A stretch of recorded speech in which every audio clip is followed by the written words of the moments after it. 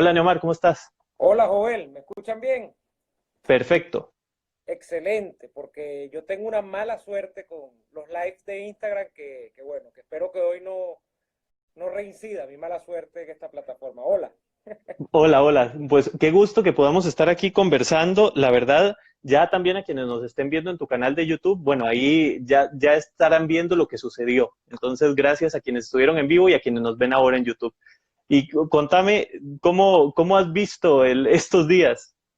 Bueno, yo te voy a decir cómo me siento hoy después de leer lo que he leído los últimos 2, 3 días. Yo siento, amén de que yo no, cuando llegó el chavismo yo tenía 11 o 12 años y que ya tenemos 20 años en esto. Yo siento que estoy en la misma película otra vez. ¿Por qué te digo esto? Porque se está haciendo público, sobre todo el día de ayer, el día de hoy, que van a nombrar o pretenden nombrar miembros del CNE, renovar el CNE. Entonces, cuando yo veo esto, veo la movida del día de hoy, donde el chavismo supuestamente se ha integrado a la comisión que va a nombrar a los rectores del CNE, y leo las declaraciones del vocero del chavismo, que se llama Francisco Torrealba, el vocero del chavismo en la Asamblea En la Nacional. asamblea, sí. Yo veo eso y el señor diciendo que se está preparando todo para las elecciones parlamentarias. Yo lo que siento es un gran vacío, te lo digo así. Yo siento que el 2019 parece que se va a quedar en las páginas del olvido en términos de lo que haya podido ocurrir este año. Siento que parece que el propio Guaidó va a tomar la decisión de él mismo autoolvidarse Sí, de, exacto. de lo que ocurrió. Bueno, y no es nada extraño porque ya nosotros nos olvidamos en términos generales del 2017 con las protestas, nos olvidamos del 2014 con las protestas y con los muertos, igual que en el 2017. Nos olvidamos de lo que ocurrió en 2015 con la elección parlamentaria, que es más o menos lo que se va a tratar de hacer el año que viene. Es decir, lo que va a ocurrir en 2020 es más o menos lo mismo que ocurrió en 2015, o puede ocurrir lo mismo, que es que la oposición vuelva a ganar si es que la gente va a votar en esas elecciones y eso no va a mover ni un centímetro del poder de Maduro, que es lo que nos interesa en realidad. A nosotros lo que nos interesa es que acabe el chavismo, ¿no? Y el chavismo, para que acabe de gobernar en Venezuela, hay que remover a Maduro de la presidencia, pero eso no, yo no creo que eso sea posible a través de una elección parlamentaria, como ya veo, Jovel, que se quiere tratar de vender acá. O sea, Exacto. ya empezaron los encuestadores, y tú que sigues muy de cerca el tema venezolano, ya empezaron los medios de comunicación de siempre, ya empezaron los encuestadores de siempre, ya empezaron los voceros políticos de siempre en la misma cantaleta. Entonces, bueno, ¿qué te puedo decir? Que ya tú no Es que crees. es difícil de creer, ¿verdad? Yo creo que, por ejemplo, cuando yo estuve en Venezuela hace casi un año, lo que yo vi fue, a ver, no sabía exactamente qué me iba a encontrar, pero vi un pueblo muy desesperanzado, o sea, muy, muy resignado, muy dado, y por supuesto eran las fechas navideñas, entonces particularmente triste, ¿no? Por estar tantas familias separadas. Y me cuesta pensar que después de lo que sucedió en enero y en febrero particularmente, que creo que fue el momento de mayor éxtasis, Uh -huh. pensar que se cae de nuevo en este estado me parece increíble. O sea, no entiendo cómo fue que se llegó a este punto nuevamente. Y, por ejemplo, yo tengo una pregunta sobre el 16 y me gustaría que hablemos de eso del 16 porque, mira, aquí hay mucha gente saludando. Eh, el 16 hay una marcha convocada. Ahora, yo he visto iniciativas que hay que dicen, bueno, no, pero no importa, más allá de Guaidó, salgamos a la calle. En- entonces yo creo que, o sea, por ejemplo, personalmente yo diría, ok, me suena bien que la gente salga si quiere salir, pero para reclamarle a Guaidó algo, ¿no? Y yo escribí un artículo en el Pan Am Post en el que fue muy comentado, muy leído, sobre María Corina Machado, en el que yo pensaba que era el momento en que ella particularmente dejar esta postura de hablar, que ese ha sido su papel y lo ha hecho muy bien durante estos años, pero ha sido una postura de hablar, de denunciar lo que está mal y que era el momento de que ella, si tenía algo que hacer, lo hiciera. Esa es mi opinión muy personal. Uh -huh. ¿Qué te parece a ti el papel que puede hacer esta marcha? ¿Puede resultar determinante? ¿Hay posibilidades de que sea un éxito? Y María Corina, ¿qué papel debe jugar ella ahí? Fíjate que las marchas en democracia, Jovel, y tú como seguidor además de la situación latinoamericana, como somos ambos, creo, porque a mí me interesa Sí, muchísimo en América Latina también, por supuesto que en el mundo, pero en América Latina más. Tú ves lo que ha ocurrido con las protestas tradicionalmente en América Latina e incluso en Europa, y las protestas solo importan en democracia. ¿Por qué te digo esto? Porque una protesta, bien sea política, bien sea social o bien sea por algún tema económico, que generalmente se vincula también, todo muere en lo político, porque al final del día los temas políticos son los que encausan los temas en nuestras sociedades contemporáneas, los temas económicos, los temas por supuesto culturales. claro. Eh, esas protestas en democracia generan demandas sobre los gobiernos y en esas demandas, esos gobiernos que son electos por la voluntad popular tienden a ser susceptibles de esas demandas. O sea, un gobernante tiene que acatar o por lo menos Claro, negociar con los que le protestan, porque si ¿qué no, es lo que está pasando en Chile y lo que pasó en Ecuador? son democracia. Entonces, cuando Sí, tú te traes la discusión al tema venezolano y por qué no, yo lo he planteado en otros espacios, es porque esto evidentemente no es una democracia. Entonces, en un gobierno no, que es democrático, el régimen gobernante no tiene nada que perder si no cede a las demandas de la gente. Venezuela exacto. sigue protestando 15 años por lo menos o más, porque la gente aquí está protestando desde el segundo o tercer año que Chávez se montó en la presidencia de la República en el año 99. Entonces, cuando tú ves que la gente dice, ¿por qué no ha ocurrido nada? Y no ha ocurrido nada, evidentemente, porque llegó un punto del chavismo en el que esto dejó de ser una democracia, si es que alguna vez lo fue con el chavismo, quizás en los primeros años, en los años iniciales, y ese régimen realmente no necesita satisfacer las demandas de la gente para seguir en el poder, solo necesita satisfacer las demandas de la nomenclatura del poder, de la nomenclatura de la alta jerarquía del chavismo, que esencialmente es una jerarquía militar. Entonces, cuando tú Sí, me preguntas por qué toda esta larga perorata teórica, porque cuando tú me preguntas sobre el tema del 16, si tú tienes unas condiciones que no hacen posible que las demandas que vaya a expresar la gente ese día, que fundamentalmente son que quieren fuera a Maduro, que no quieren que Maduro siga mandando, si tú no tienes unas condiciones que permitan que el régimen ceda frente a eso, pues allí es una protesta como al vacío, pues, porque es una protesta que en realidad no tiene posibilidad de conseguir nada. De manera que yo creo que esta lógica más o menos la tiene todo el mundo en la cabeza y además la gente medita sobre la situación que han significado las protestas en Venezuela en los últimos años, que es que si te comes un poco la luz, si traspasas un poquito los límites, te pueden incluso matar. Entonces la ujú, gente, yo no voy a ir a protestar. Y quien vaya a protestar, yo se lo aplaudo. Yo le digo, bueno, es su derecho, si usted quiere, si usted siente que usted expresa su descontento así en la calle, yo se lo aplaudo porque usted como ciudadano tiene el derecho de expresarse. Ahora, no se engañe. No hay posibilidad de que porque usted vaya a la calle el régimen vaya a caer. No va a caer. Y ya desde el punto de vista táctico, estratégico, más que táctico, porque es una cosa como de largo aliento, yo francamente no comprendo a qué obedece lo del 16. Quizá es que hay cosas que yo no pueda decir, porque no las sé, sí, Juan Guaidó sabe, pero yo no intuyo que haya nada más en el ambiente que lo que ya traemos, que es el tema de las sanciones internacionales, que es el intento de hacer entrar ayuda humanitaria que no funcionó, que es el intento de hacer quebrar la Fuerza Armada que no funcionó, de manera que yo no creo que haya mucho más allá después de esto sobre el 16 de noviembre. Pero bueno, quién sabe, Joel, los cisnes negros existen en política. sí. Eh, pero yo no entendí realmente en el momento por qué se convocó una marcha con un mes de antelación. No lo entendí, me pareció rarísimo.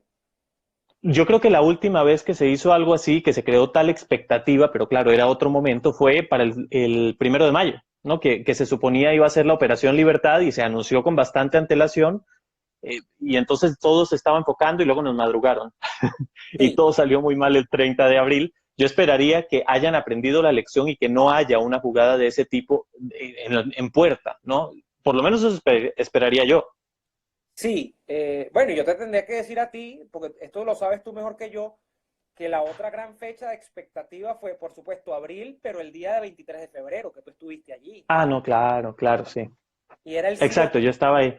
y era el sí o sí, y nos lo creímos. Tú estabas allí, yo estaba en la emisora, en Radio Caracas Radio, y nosotros creímos que sí, que era posible, y que, porque, ok, yo no creí que eso iba a pasar tan automáticamente, pero yo dije, si no pasan los camiones, va a haber unas consecuencias internacionales. Y esas consecuencias no. Exacto.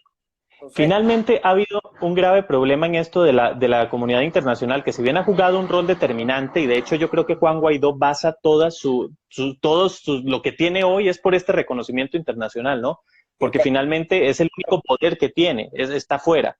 Entonces, a nivel internacional yo creo que se ha manejado un bluff tremendo, la verdad, porque yo recuerdo, y de hecho yo me fui a Cúcuta después de escuchar unas declaraciones de Craig Fowler que dijo, si Maduro reprime, Colombia y Estados Unidos van a salir en defensa de los civiles. Eso no pasó. no, nunca, Entonces, o nunca. sea, estábamos ahí y, bueno, el protegido no se sintió nadie. Aparte, yo tengo que decirte, Joel, ¿qué se decía del lado de allá? No sé si tú estabas cerca de al menos de algún funcionario militar o gubernamental, de por ejemplo del gobierno colombiano. ¿Había alguna actitud de hacer algo? mira, yo justamente estaba en el puente de Tienditas y esa mañana yo me desperté y dije, ¿a dónde me voy? ¿Al Simón Bolívar o a Tienditas? Tenía esa duda porque no sabía dónde iba a estar Guaidó, no sabía dónde iba a estar la acción. Y al final vi que Idania Chirinos estaba en Tienditas. Entonces yo dije, bueno, si ella está ahí, yo voy ahí. Entonces me fui y en efecto estaba todo el mundo. O sea, llegó la fiscal Ortega, estaba Julio Borges, bueno, llegó Guaidó, Sebastián Piñera, Mario Abdo, estaba todo el mundo ahí. Y lo que yo vi fue, y yo me acerqué ese día al equipo de Juan Guaidó y ahí conocí gente, tengo que decirte, gente muy buena. O sea, yo no dudo de que así como hay ratas en la gente que rodea a Guaidó, hay gente muy buena, muy dedicada, que de verdad se ha comprado esto y lo defienden a muerte porque piensan que es la única opción y eso yo lo respeto, lo valoro y hasta lo admiro. Y ese día yo vi ese esfuerzo, pero también vi cómo ellos, que eran del equipo más inmediato de Guaidó, se vieron absolutamente sorprendidos por no pasar. O sea, todos creían que iban a pasar. Entonces, pues si el primer sorprendido es el equipo del presidente, pues obviamente también el presidente y obviamente los presidentes que estaban ahí de América del Sur, pues lo que ves es que había una absoluta confianza en que el plan A iba a funcionar. Y se montó todo el show. O sea, el concierto del día anterior, yo te digo, fue fantástico. O sea, eso fue un momentazo, una... Todos los días, ¿no? Desde el principio. Sí, sí, llegué, bueno, no, creo que un día o dos antes del concierto, el día antes del concierto, y el día siguiente me fui, y fue increíble, es que veías ahí a todas las estrellas, es que aparte se encargaron de llevar ahí a todas las estrellas. Sí. Entonces tenías a las luminarias políticas, a las luminarias del espectáculo, entonces pensabas que era algo tan fuerte, de tanto peso. Pensabas, por ejemplo, yo creí en algún momento que se iban a quedar esas luminarias a intentar hacer pasar la ayuda humanitaria. Para el día siguiente casi todos habían ido. Yo solo vi a Nacho y a Camila Canaval, por ejemplo, y ya. Ah, bueno, no, y bueno, algún otro periodista, pero nada más. O sea, todos los que estuvieron el 22 para el 23 ya se habían ido. Entonces, como que no nos vendieron bien la idea desde el inicio, nos dijeron que iba a haber ciertas garantías para la población civil. Yo iba muy confiado, yo te digo, dije, bueno, si empiezan a disparar aquí, por lo menos vamos a tener quien nos defienda. Y no, no hubo. Bueno, al final hasta quemaron los camiones, ¿no? El resto es Sí. historia, son anécdotas. El resto es, por ejemplo, lo que quedó de la libreta de John Bolton, por ejemplo, que Ajá. los 5.000 hombres de la libreta de John Bolton, los supuestos, sí, la supuesta presión de Bolsonaro desde el sur, del Brasil, o del Sí. norte de Brasil entrando por el sur de Venezuela, etcétera, cantidad de cosas, ¿no? Pero yo creo que, mira, podemos empezar a leer las Sí, crónicas. aquí está la gente opinando y nosotros ignorándolos, perdón. Por ejemplo, yo leí algo ahorita, Joel, que dice, no me escuchan, hay gente que dice, Neo, habla más duro, no sé si, Yo sí te escucho. bueno, aquí hay alguien que me decía, bueno, aquí dice Nelly Mérida Herrera, decepcionada de Guaidó, y así el 16, el resto también será historia, dice CG07. Sí. Hay alguien que decía, Jovel, que Guaidó ya ha perdido el apoyo de los Estados Unidos, y yo en esto no estoy tan de acuerdo. Yo creo que los Estados Sí. Unidos, más por la fuerza de las circunstancias que por otra cosa, o sea, eso de que aquí no haya terminado de cuajar el asunto porque los Estados Unidos le quitó el apoyo a Guaidó, eso no creo que sea verdad. O sea, es mi percepción. No, yo tampoco. Yo creo que los Estados Unidos ha sido tan engañado como la gente. ¿Sabes? Yo creo que les vendieron un plan que parecía muy atractivo, muy fácil, que ellos compraron y dijeron, ok, vamos con todo, porque pensaron que la victoria, se encargó, por supuesto, el G4 de hacerles pensar que esa victoria era absolutamente imbatible. Y cuando se dieron cuenta, yo creo que están atrapados, ¿sabes? Yo creo que Estados Unidos, tal vez, si no fuera Estados Unidos, habría dicho ya, ok, hasta aquí llegamos, pero en este momento no pueden darse ese lujo, menos en un año electoral. O sea, no van a decir, uy, nos equivocamos con Guaidó, perdón, ya no lo vamos a apoyar más, no pueden hacer eso. No. Entonces yo creo que Guaidó ha sabido asegurarse, para bien o para mal, yo creo que en este momento más para mal ese apoyo internacional, ¿no? Y ese apoyo ha sido, fíjate, hoy, lo comentaba más temprano, vino un delegado de la ONU a Venezuela. Y a esta Ujú. altura, nosotros tenemos que preguntarnos para qué sirve la ONU. Fíjate, este delegado de la ONU, eh, cuyo nombre no recuerdo ahora, que además encabeza una especie de cuerpo que tiene la ONU para vigilar, no es derechos humanos, es otra cosa similar, y excusen ustedes, pues tengo muchas cosas en la cabeza y se me olvidan los nombres. El delegado se reúne con Arriaza, que es el canciller de Maduro, y después se reúne con Guaidó a título, no sé si de presidente de la Asamblea Nacional o de qué, porque hay que recordar Probablemente. que sí, que la ONU no reconoce en pleno No, Guaidó. fue lo que Eh, hizo Bachelet también. sí, hizo lo mismo porque es el tema de la ONU. Entonces, yo siento que como tú apuntas, ese apoyo ha quedado circunscrito por momentos solo a Estados Unidos, a Colombia. Mira, yo tengo que decir algo, más apoyo del que ha dado Duque a la situación venezolana es difícil. ¿Y por qué lo digo? Sí, ¿Por qué, Jovel? Porque el problema fundamental que produce Venezuela a la región es el problema de la emigración. Y Colombia ha recibido a más de 1 millón de venezolanos en este trance. Ya hay gente hablando de 1,5 millones por lo menos de venezolanos sí, yendo a Colombia. Y vaya que para un país de Latinoamérica es difícil asimilar la llegada de 1,5 millones de migrantes de golpe. Eso casi claro. una economía latinoamericana lo aguanta. Y bueno, y Colombia lo ha hecho más o menos asimilando todos los problemas que pueda haber, los problemas incluso culturales. Aunque yo te digo, los colombianos creo que han sido bastante receptivos, ¿no? Independientemente de los problemas de xenofobia que se han presentado, no han sido los más prominentes los de Colombia, han sido más bien en otros países En donde Perú. migrantes, como Perú, y que es un destino además que uno no pensaba que iban a llegar venezolanos, pero como el problema es tan grande, se disemina, ¿no? Pero bueno, en Sí. ese sentido, Estados Unidos, yo concuerdo con tu opinión, Estados Unidos no parece que vaya a echar atrás. Ahora, ¿qué va a hacer Estados Unidos? Estados Unidos va a seguir con las sanciones. Sí. Y el problema de las sanciones, hoy lo veíamos, hay 2 nuevos sancionados, bueno, no son nuevos porque creo que Pedro Carreño ya estaba en algún tipo de sanción. Creo Eh, que sí. y Remigio Ceballos, que es como uno de los jefes militares de aquí de Venezuela.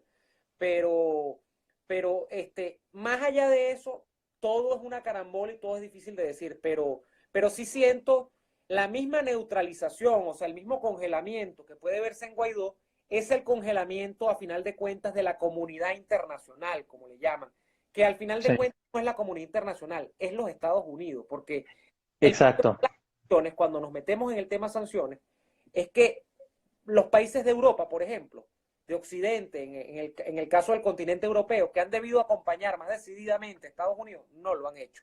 Europa en general, las únicas sanciones que les tiene el régimen de Maduro en estos momentos, en términos generales, son una para la compra de armamento, creo, y de Ujú. material De de guerra. motines.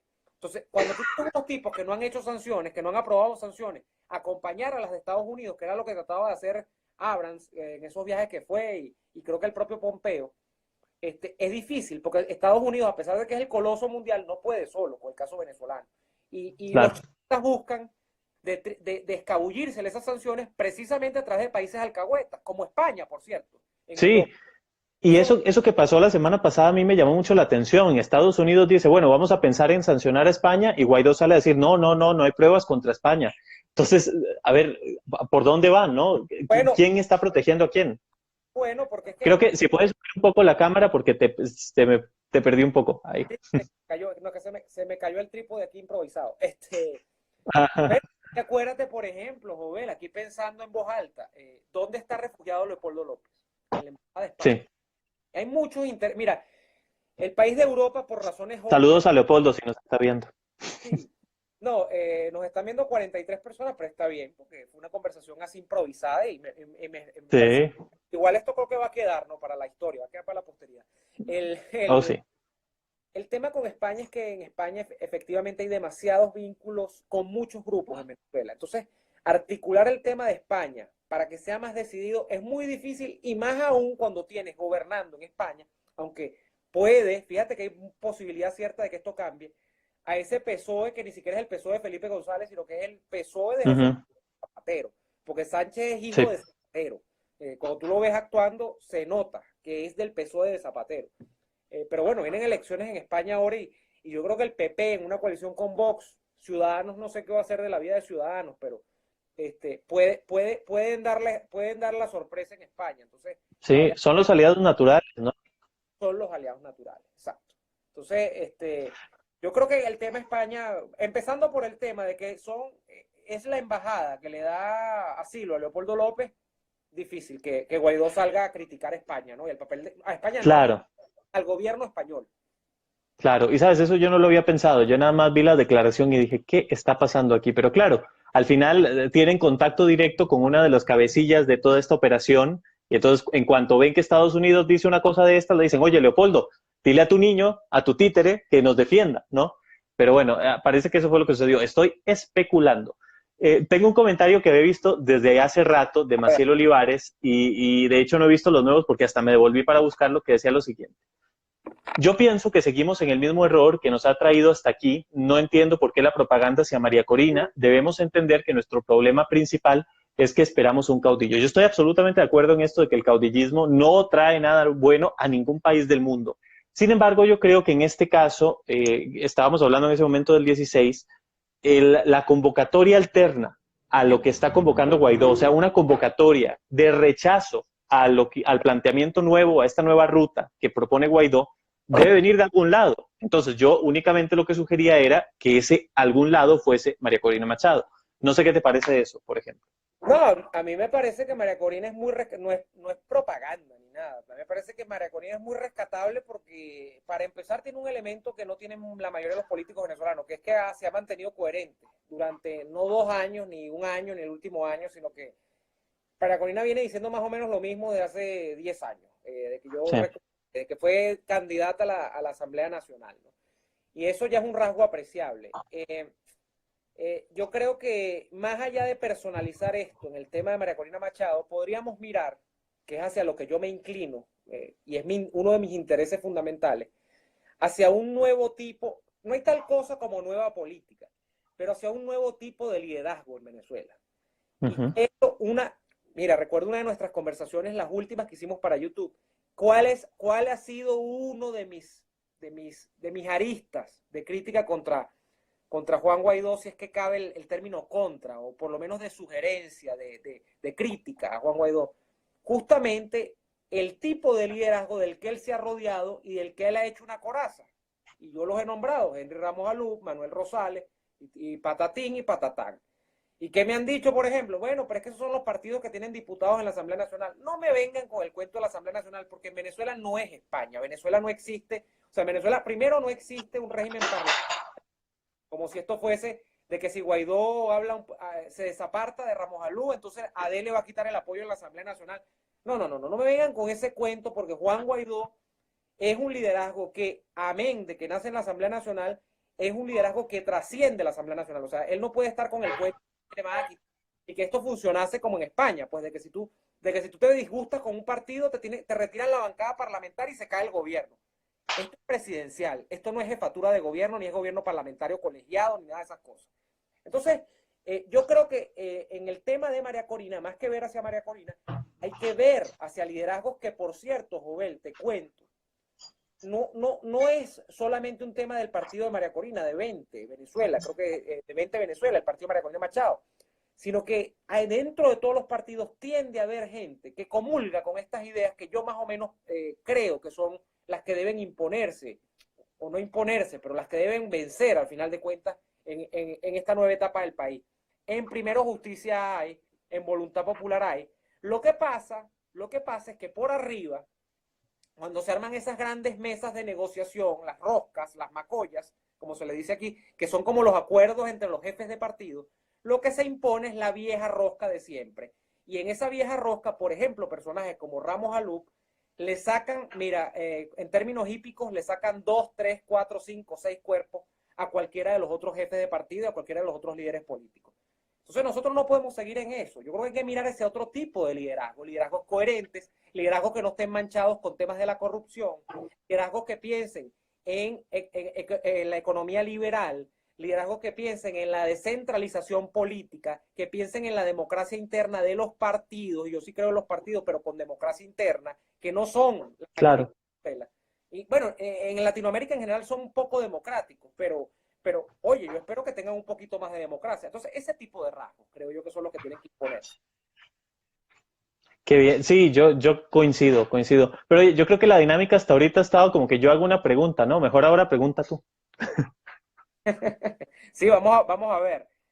¿Qué no te gusta de María Corina Machado? ¿A ti hay algo que no te guste, Jovel, de María Corina Machado? Porque tú eres bien admirador de María Corina.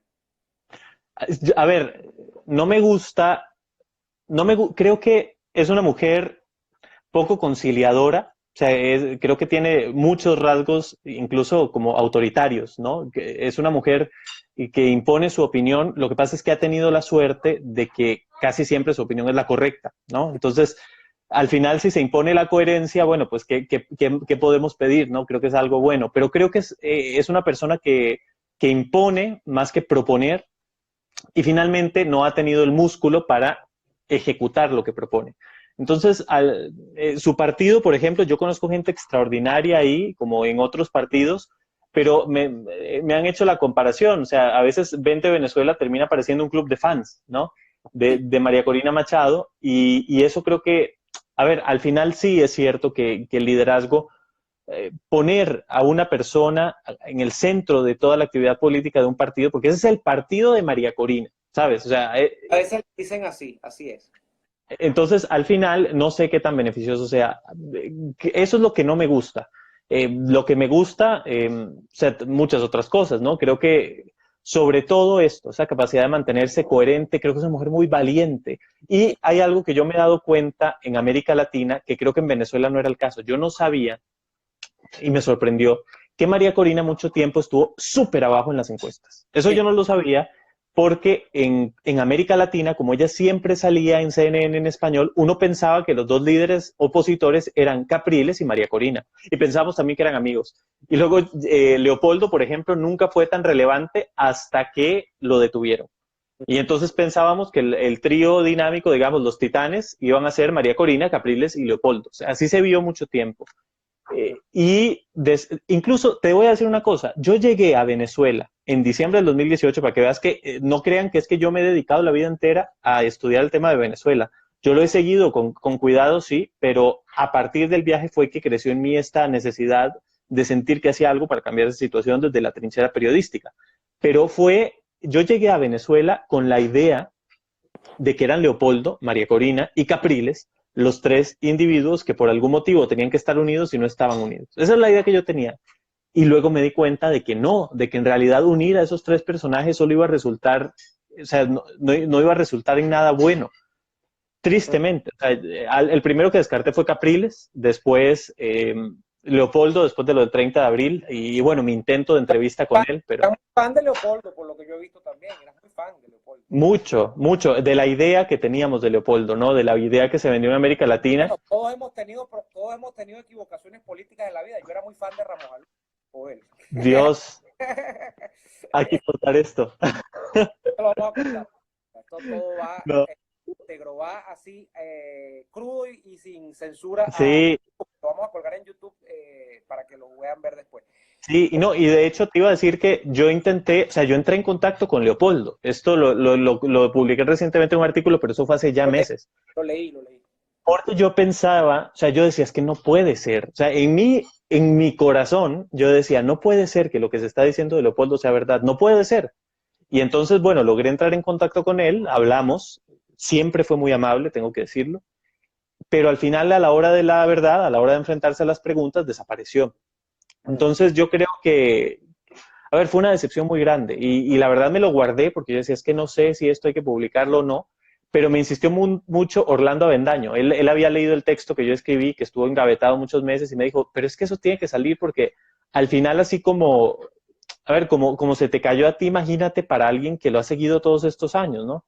Y no ha tenido ocasión de hablar, Leopoldo. Yo lo que pensaba era darle esa ocasión de que se explicara. Y seguramente se lo han ofrecido periodistas mucho más importantes que yo, pero yo quería esas respuestas también para mí. Y al final que él desapareciera fue pues toda una decepción. Pero entonces al final que de mis tres titanes, pues la única que queda hasta el momento, pero yo siempre digo, no pongo las manos al fuego por nadie, es María Corina. Se te cayó Batman, se te cayó Superman, queda la Y Mujer queda Maravilla. Mujer Maravilla, sí. Y bueno, quedo yo que soy, yo soy súper en realidad. Mira, wow, tenemos mucha gente por acá.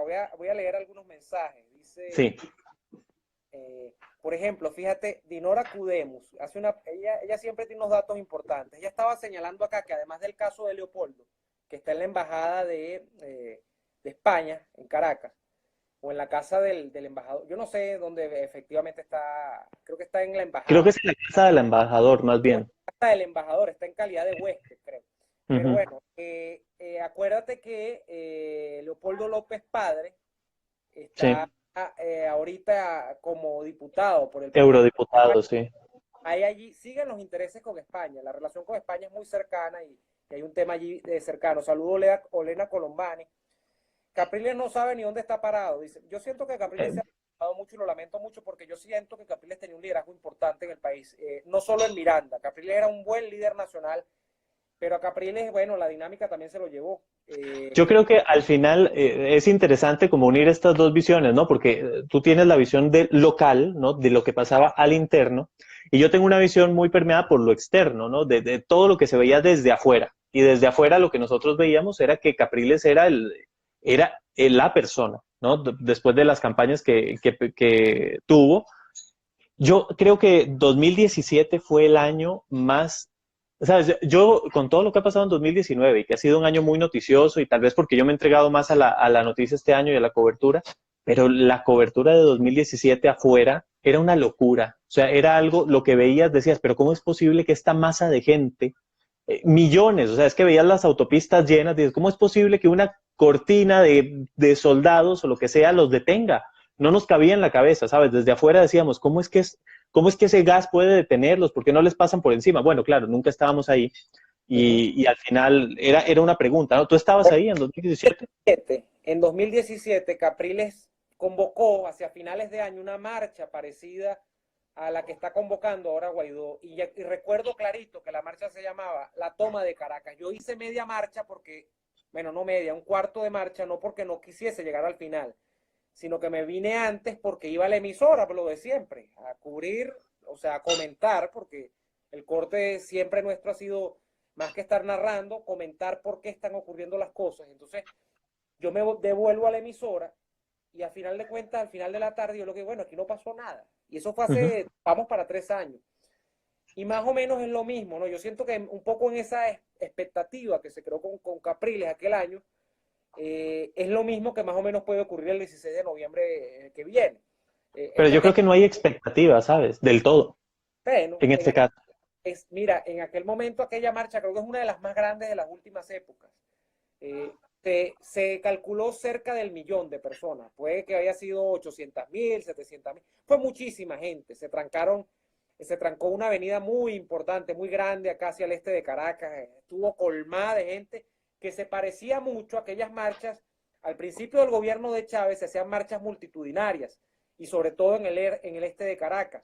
Y esas marchas se parecieron mucho a esta marcha que convocó Capriles, pero al caerse el tema del referendo revocatorio y todo este tema, bueno, aquello colapsó. Al caerse Ah, sobre pero todo, ajá, estás hablando entonces del 2016. sí, esto fue en el 16, Ah, corrijo. ok. Luego, pero tú sabes cuándo esto terminó cuando se hizo el plebiscito aquel, el plebiscito El del 16 de julio. que la gente, bueno, le pidieron, entonces esto siempre ha sido como el cuento del huevo o la gallina, que fue primero. Entonces estamos con el cuento de que ahora sí, porque, y entonces en el camino nos montamos que sin consultas populares, referendos, Sí. consultas, elecciones ordinarias como la de la Asamblea Nacional. Y todo el mundo está claro, o sea, aquí todo el mundo, la mayoría, bueno, no todo el mundo, hay chavistas, en Venezuela por supuesto que hay chavistas, pero la gran mayoría de los venezolanos quiere terminar con el chavismo, quiere que cambie el gobierno. Entonces tú sientes que es que progresivamente, lo que yo he llamado ahora el guaraleo electoral, en el guaraleo electoral, guaral es una, porque en Costa Rica no creo que existe ese término, Joel. Un guaral es un pabilo, un hilo, Ajá, una hebra pues muy larga, o un pabilo, una, como decirte esto es un guaral. ajá, ok, Guaraleo se le dicen aquí en Venezuela cuando tú tienes una cuerda es una cuerda en realidad, una cuerda, tú la vas alargando y entonces vas jugando como, por ejemplo, lo que llaman una cometa, un papagayo, sí, que se vuelan. Guararearlo es como planear y entonces tú lo ya. recoges y entonces en eso vas y pierdes todo el tiempo. Bueno, Un estira y afloja. exacto. Y en Venezuela el guaraleo electoral ha sido fundamentalmente eso, ¿no? Todo el mundo sabe lo que quiere, pero bueno, nosotros hemos tenido por años un tema de ratificar lo que queremos, de contarnos para ver si lo que queremos es realmente lo que queremos, y en eso se nos han ido los 20 años, y lo lamentable es que yo siento que se nos puede ir más tiempo por todo esto que estamos hablando, ¿no? Porque ahora vamos a lo mismo. Y claro, el tema es que el chavismo no va a salir así. El chavismo para salir se ameritan otras cosas que se han intentado, pero no se han intentado en su completitud porque fundamentalmente es el tema militar, ¿no? Y eso lo hemos hablado también. Claro, Y eso de momento, bueno, eso es una incertidumbre porque nadie sabe realmente, Jovel, y con esto quiero ser muy claro, qué es lo que ocurre en los cuarteles venezolanos. Eso sí es, ujú, hay una reserva absoluta. Lo que te digan, hay, por supuesto, hay periodistas que trabajan la fuente porque conocen militares, pero eso no puede en absoluto reflejar qué es lo que realmente ocurre en un cuartel. Y a veces se sí, dice mucho a la gente con que ahora sí salieron, no sé qué, que va. No sabemos, eso va a pasar el día que vaya a pasar, si es que va a pasar. Entonces no hay que prestarle mucha atención nunca a eso, ¿no? claro, claro. A ver. Bueno, a ver, más preguntas, ¿no? Pues me pongo yo aquí, me pongo Claro. haciendo mucho encadenarme, no hay problema. No, no, no.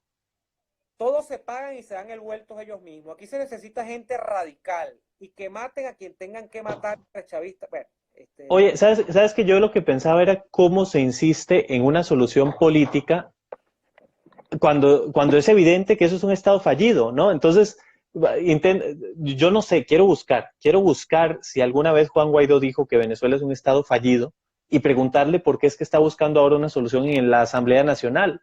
¿Por qué sigue siendo ese un recurso válido para él?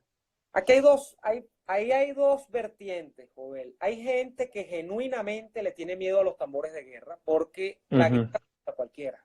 Y el tiroteo, los muertos, la sangre, los heridos, asustan a cualquiera. ¿A ti te asusta? A mí Ajá. sí me asustan, yo lo tengo que Pero decir. claro, Claro, claro, eso es una parte. Y yo creo que en la oposición que propone que uno insista e insista en este guaraleo electoral, en la ficción de la solución que no puede ser, porque el chavismo no tiene por qué acatar una solución electoral. O sea, o sea, lo explico más fácilmente. Si el chavismo se roba unas elecciones, como ya hizo, las fabrica, se las roba, desconoce el resultado, porque ellos han hecho de todo, han fabricado elecciones falsas, se las han robado, y a veces no se las han robado, sino que han hecho unas medio elecciones, o sea, donde participa la oposición, y lo que hacen es que no reconocen el resultado. Ejemplo, 2015, parlamentarias. Ellos ujú, asumieron que perdieron. El chavismo no dijo que no perdió las elecciones. ¿Qué hicieron? Cercenaron una parte de los diputados para que no tuvieran los 2/3 la oposición, no pudiera decidir mucho, y además desconocieron la asamblea diciendo que está en desacato, etcétera, etcétera, etcétera. Pero y constituyente. una parte es el que le tiene miedo a eso, como todo ser humano puede tenerle. Pero hay otra parte, Joel, que es que vive de eso. Hay gente que vive de Ujú. elecciones en Venezuela, en la oposición, en los partidos. Yo lo sé porque yo he trabajado en partidos políticos, en AD, fundamentalmente. Pero además he tenido relación con campañas electorales, bueno, por la naturaleza de mi disciplina académica, que yo he estudiado la ciencia política, y he estudiado el sistema político venezolano, que es el área en la que yo concentro mi estudio. Yo sé cómo es el tema acá de las campañas electorales y de las elecciones. Y las elecciones son un negocio, Joel. Hay gente que vive de Pero eso. claro, claro. Por ejemplo, esta oposición a medida que se quieren fabricar con 4 o 5 señores resucitados de la Cuarta República, como le llamaba Chávez, eso es por tema monetario. Y hay mucho dinero, independientemente de que algunos yo los respetaba, lo que sea, ahí hay dinero de por medio. Pero ¿qué ocurre? Esos son los dos grandes grupos. Tú le puedes temer a la guerra y puedes estar viviendo de la ficción electoral. Pero lo que no puedes es desconocer que el problema evidentemente no se va a solucionar a través de la ficción electoral. O sea, yo estoy claro que yo le tengo temor a que aquí se desate una masacre, una matanza en la calle. Yo le tengo temor a eso. Pero tenerle temor me haría deshonesto intelectual si yo digo, mira, la solución, entonces, como yo no quiero una masacre, es que sigamos intentando la vía electoral. No, porque eso no va a dar resultados. Una cosa es que yo tenga temor, pero yo tengo claridad en que la solución va más por lo primero que por lo segundo. Sí, claro. Va más De por hecho, la votación y la aquí, amenaza que por lo segundo. sí, Lamentablemente, sí, porque cuando tú has acumulado tanto poder, tú no lo vas a soltar porque vengan tres tipos no, a la mesa con whisky a decirte, bueno, no, vamos a negociar unas gobernaciones. No, porque no tienes por qué soltar el poder, porque no te va a pasar nada. El día que tú sientas que te va a pasar algo, tú empiezas a soltar el poder. Y a ese día no ha llegado en Venezuela. no, y no se ve cerca, y aquí es donde la gente va a empezar a decir, pero entonces, ¿qué propones? No, no tengo nada que proponer, porque no es Exacto, la única solución, no hay otra solución. Aquí hay dos caminos. O sea, o te metes en la ficción electoral, no ha funcionado, o asumes que lamentablemente se necesitan dosis de violencia para sí. que se mueva el sistema político venezolano. Que a mí no me gusta, porque a mí no me gusta la violencia. Yo no sé disparar un arma, Joel. Ujú, A mí me parecen bonitas en las películas y tal, pero yo nunca he tenido una pistola en la mano. Pero sí, eso no hace que yo no piense o que yo no crea que toda la evidencia acumulada indica que la solución va más por allá que por acá. O sea, eso es evidente. Yo creo que lo que pasa es que a la gente le gusta, en medio del tema psicológico, para sentir que hace algo, para sentir que puede efectivamente alcanzar metas, creerse la película electoral. Pero es eso, lo electoral es una película, es una ficción. Y todo lo que pasa en las películas queda en las películas. Eso no pasa en la vida real. Entonces, por allí va. claro. Aquí dice Olena Cole, 1974, no hay solución pacífica, lamentablemente. Lo dice DJ Ernesto M. Lo que tiene que pasar, que pase. Si son tiros, que sean tiros. Ya está más que suficiente. Se congeló la imagen, dice alguien, pero no, yo lo veo muy bien. Yo Eh, veo bien aquí. fue una pérdida de sangre, Santa Elena de Guairén, qué triste. Fíjate, Eh, la última solución electoral no, la última solución pacífica que se está intentando y está en desarrollo son las sanciones, Joven. Eso es lo último. Después de eso no hay más nada. sí, Pero ¿cuál es el tema con las sanciones? Que para tú saber si funcionan o no, hay que esperar varios meses, cuidado y no años. Entonces, claro. estamos con No, todo el tránsito, entonces no sabemos si presionan. y, Ahora, yo lo he dicho, no parecen hasta ahorita ser suficientes por distintos no motivos. porque lo dijiste, yo creo que lo dijiste en tu programa, que hay como todo un circuito de financiamiento alterno, ¿no? Que no abarca los países de Occidente, que son finalmente los que van a sancionar, porque entiendo que el TIAR va a hacer eso, pronto van a anunciar sanciones colectivas, pero, por ejemplo, ya van a recuperar Argentina. Entonces, ahí, ¿cómo logras sacarlos? Es que es todo un dilema. Es un dilema. O sea, y el chavismo, te digo, el chavismo sabe jugar sus piezas. Claro, tienen todo el poder del mundo. Yo estoy de acuerdo, Guaidó tiene menos fichas que las que tiene el chavismo, es evidente. Guaidó no ha podido cuajar ni medio gobierno en Venezuela. En realidad, Sí, Guaidó no, es potente por la legitimidad internacional que le confieren algunos países, pero internamente no ha podido porque cuando tú tienes una situación de poder total, bueno, el poder es total y sus alcances y sus límites no existen, son totales, pues. Pero, pero saben mover sus piezas, los tipos, porque no tienen contemplaciones, ellos no están con el cuento de lo de la democracia para ellos es mera fachada, de resto los tipos se mueven muy bien y dicen, mira, ah, claro. pagamos las consecuencias que tengamos que pagar, no nos importa. Y al final vemos cómo eso repercute a nivel, ¿sabes? A nivel internacional. Por ejemplo, tenemos aquí al lado, bueno, yo a Nicaragua. Nicaragua es un caso particular porque yo no sé si vos tenés el dato de cuántos muertos ha habido por protestas, la cifra como más actualizada en Venezuela. Mira, yo recuerdo por años, 2017 fueron 115, algo así. En 2014 se acercaron a los 100.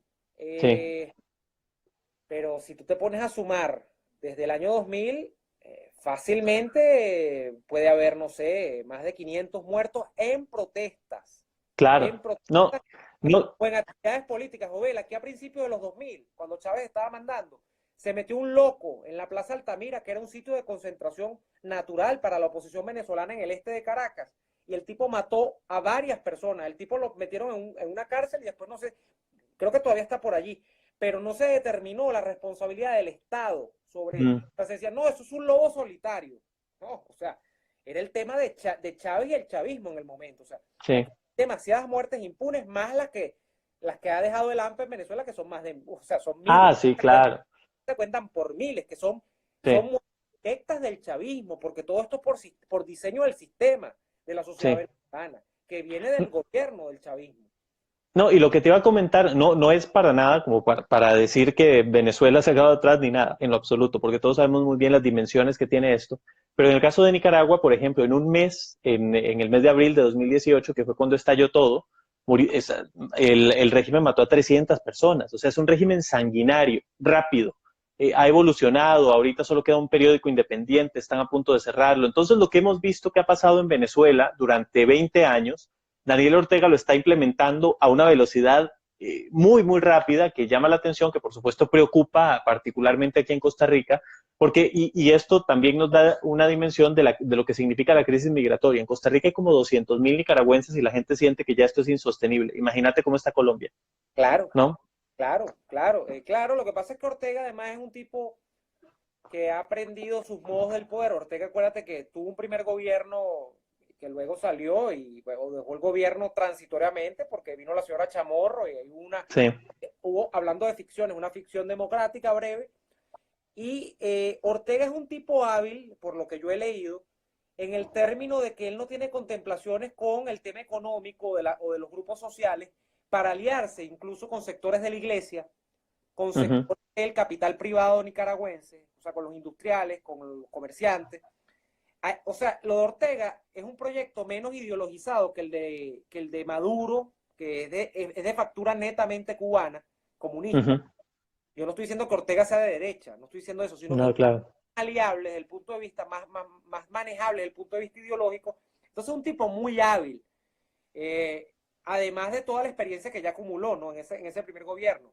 Y las dimensiones propias del problema nicaragüense que no son las del venezolano. Venezuela tiene más población, más territorio, Ah, claro. que además es un país dentro de lo poco que puede, o sea, dentro de lo que poco o mucho que puede importar Venezuela en el concierto mundial de las naciones, es un país petrolero y es un país que tiene mayores repercusiones en la región de lo que puede generar Nicaragua, aunque fíjate tú lo que tú me estás narrando, yo no sabía, 200,000 nicaragüenses, que es Ujú. una porción importantísima de su población, que por supuesto es menor que la de Venezuela, llegando a Costa Rica, que es un país muy pequeño, un país acotado poblacionalmente, bastante, Somos 5 millones. son Ujú. 5 millones, bueno, Jovel, estamos hablando de casi un 5% de la población de ustedes, 5 millones, el 10% son 500,000, estamos Sí, hablando del 5% casi de la población de ustedes, entonces es importantísimo.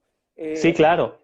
Digo, muchos ya se venían porque tradicionalmente aquí ha habido condiciones económicas mejores que en Nicaragua, entonces muchos venían a trabajar. Creo que en el último año, o sea, la cifra fue bastante alta, pero te digo, o sea, con todo lo que se había venido antes y después del estallido social fue aún peor. Y sucede esto también de la xenofobia, muchos que hacen protestas diciendo que se vayan los nicas.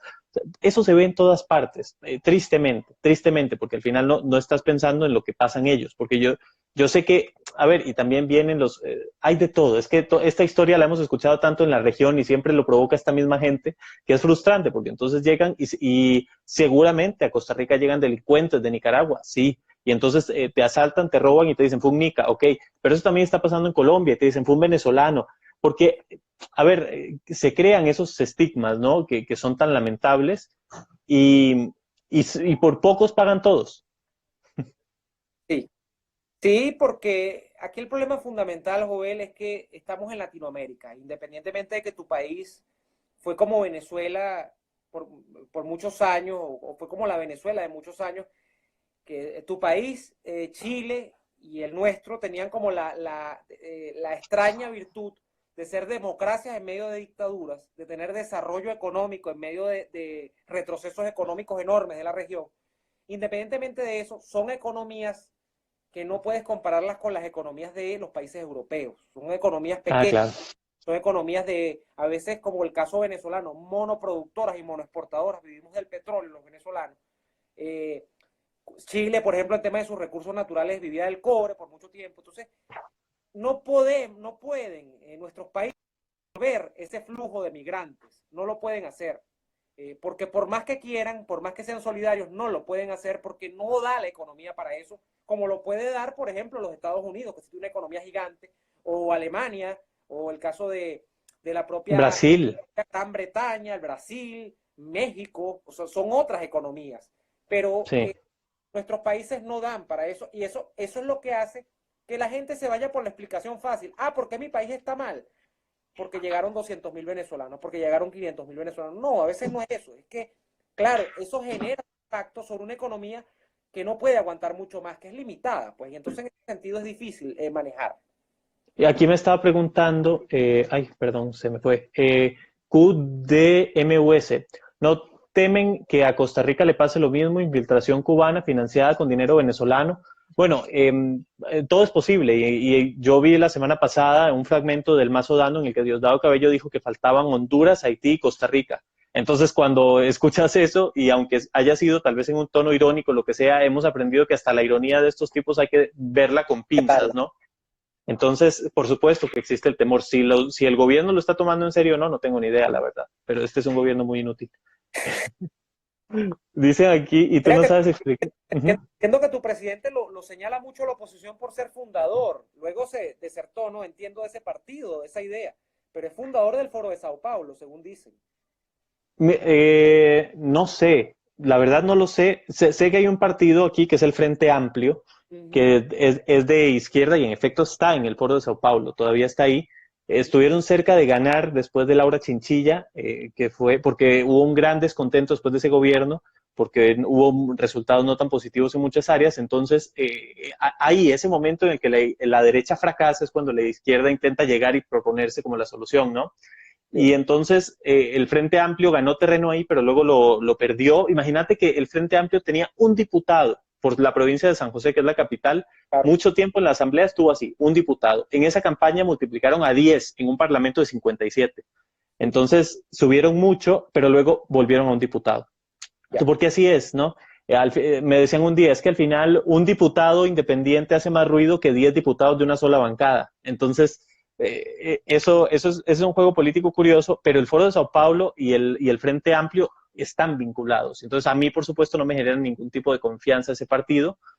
El PAC, que es el presidente Alvarado, yo creo que, a ver, tiene personas que son muy afines a la izquierda, él se califica como centro izquierda. Sin embargo, yo he visto, si bien desapruebo absolutamente lo que pasó en la OEA cuando se abstuvieron del voto para el TIAR, he visto también posiciones como la de decidir ir a pugnar este escaño en la ONU, ¿no? Costa Rica decidió intentar quitárselo a Venezuela, no lo logró, pero fue un intento que se hizo promovido por Laura Chinchilla y por Miguel Ángel Rodríguez, que son dos expresidentes. Y entonces estos dos personajes, cuando ves que ellos dos tienen poder para decirle al presidente, bueno, no poder, pero influencia, decirle, mira, lo que está pasando en Venezuela no podemos permitirlo, desde nuestra posición tenemos que hacer algo, pues yo creo que el presidente Alvarado ha tenido el atino de unirse al Grupo de Lima y de adoptar casi todo lo que ha sido necesario. Pero aquí en Costa Rica, por ejemplo, han pasado cosas que creo que ustedes no sabían, porque, por ejemplo, la embajada de Venezuela en Costa Rica, esto fue por ahí de febrero, fue antitos del 23 de febrero, o sea, esto estaba en ebullición. Y la embajadora nombrada por Guaidó, que se llama María Farías, fue la embajada. Todavía estaban ahí los chilenos, Sí, los chilenos, los turistas. los chavistas. Y, y estaban ahí, ella llegó en la mañana, se metió con su equipo y lo sacaron a los chavistas. Cosa que fue muy mal vista por la diplomacia, porque obviamente hay convenios y tienen que respetarse ciertos plazos. Le había dado el presidente a ellos 2 meses, creo, o 90 días. Sí. Y entonces la embajadora simplemente fue, tomó la embajada y luego tuvo que salir y pedir perdón y ya luego regresó a la embajada cuando se venció ese plazo. Pero los chavistas volvieron, o sea, salieron de Costa Rica a Nicaragua 2 horas y luego volvieron a entrar y han estado hostigando a la embajadora y a su equipo desde entonces. Entonces, aquí también se ha sentido eso. Sí, Jovel, me queda 10% de batería, no logro lidiar con el cargador y además creo que ya se nos va a acabar, porque tenemos una hora, estos lives son de... Seguramente. Pero Pues bueno, nada, antes de porque no quiero que se apague esto y crea que corté la conferencia. no, Este, pues te agradezco mucho. no, La pasamos bien hablando, ¿no? a ti, yo creo que lo vamos a repetir, seguro muy pronto y de verdad gracias por lo que estás haciendo en las distintas plataformas en las que estás haciendo contenido que sigo muy de cerca, como sabes, y te estoy apoyando siempre, siempre, siempre en esos contenidos porque me parece que estás haciendo un gran trabajo, Jovel. Gracias por, como venezolano, por tanto interés en nuestro país. Y bueno, nada, nos vamos a ver en la próxima. Yo me despido por acá porque si no se apaga esto. Pura vida. Pues muchas gracias, Neomar, y quedará en tu canal de YouTube y a los que nos vieron en YouTube, muchas gracias. Hasta la próxima. Hasta la próxima.